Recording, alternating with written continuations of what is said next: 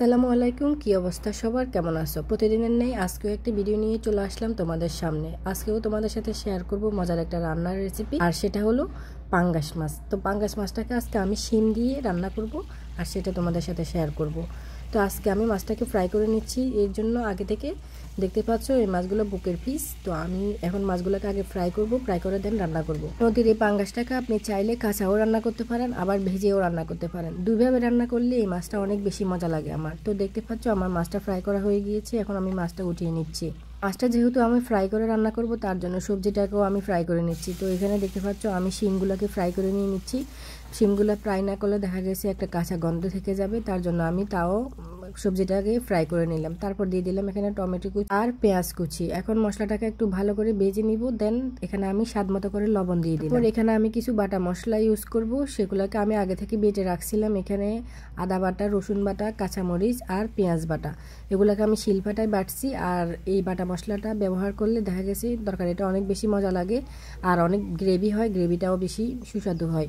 তো এখানে আমার কিছু পেঁয়াজের কলি কুচানো ছিল, ওগুলো দিয়ে দিলাম। তারপর দিয়ে দিলাম হলুদ গুঁড়া, মরিচ গুঁড়া, ধনে গুঁড়া আর জিরার গুঁড়া। সামান্য সামান্য করে মশলা দিয়েছি। এখন মশলাটাকে আমি একদম ভালো করে কষিয়ে নেব।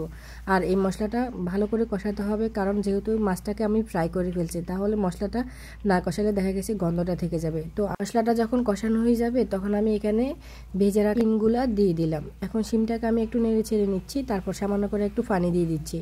তো আমি শিমটাকে আগে একটু ভালো করে সেদ্ধ করে নিব, দেন আমি এখানে ভেজে রাখা মাছটা দিব। তার জন্য আমি এখানে একটু ঝোল দিয়ে দিলাম। তরকারির মধ্যে যখন বলক উঠে আসবে, তখন আমি ভেজে রাখা মাছটা এখানে দিয়ে দিই। পাঙ্গাস মাছ তোমরা কে কে পছন্দ করো অবশ্যই কমেন্ট করে জানাবা, আর কে কিভাবে রান্না করো সেটা শেয়ার করবা। কারণ প্রত্যেকজনের রান্না যদি আমরা এক একজন এক একভাবে রান্না করি, তাহলে দেখা গেছে আমরাও স্বাদে তৃপ্তি পেলাম, আনকমন একটা খাবারও খেতে পারলাম। লাস্ট পর্যায়ে আমি কিছু টমেটো কুচি দিয়ে দিলাম, কারণ শীতকালীন সবজি এবং তরকারি যেটাই রান্না করি না কেন, মাছ মাংস সব কিছুর মধ্যে যেন টমেটো না দিলে একদমই মজা লাগে না। তো আমি আবার সব তরকারিতে কিন্তু টমেটো খাই। দেখতেই পাচ্ছ তরকারির কালারটা এত সুন্দর আর এত ইয়েমি লাগতেছে, কি বলবো। আমি রান্না করতেছি আর আমি প্রশংসা করতেছি।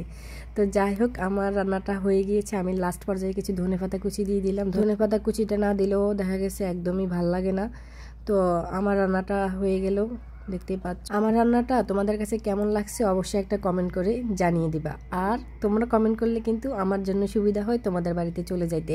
তো তোমরা কমেন্ট করবা, তোমাদের কমেন্ট ধরে ধরে আমি তোমাদের বাড়িতে চলে যাব। দেখতেই পাচ্ছ আমার রান্নাটা কমপ্লিট করা হয়ে গেছে। এখন আমি একটা বাটিতে সার্ভ করে নিচ্ছি। আর মাছের কালার এবং মাছ দুইটা যে এত দুর্দান্ত মজা ছিল। আমার ভিডিওটা আজকে এ পর্যন্ত। দেখা হবে পরবর্তী কোনো রান্নার ভিডিওতে। ততক্ষণ পর্যন্ত তোমরা সবাই ভালো থেকো। সবাইকে লাইক কমেন্ট ফলো করে পাশে থেকো। ভালোবাসা পেতে হলে ভালোবাসা দিতে হয়। আল্লাহ হাফেজ, আসসালামু আলাইকুম।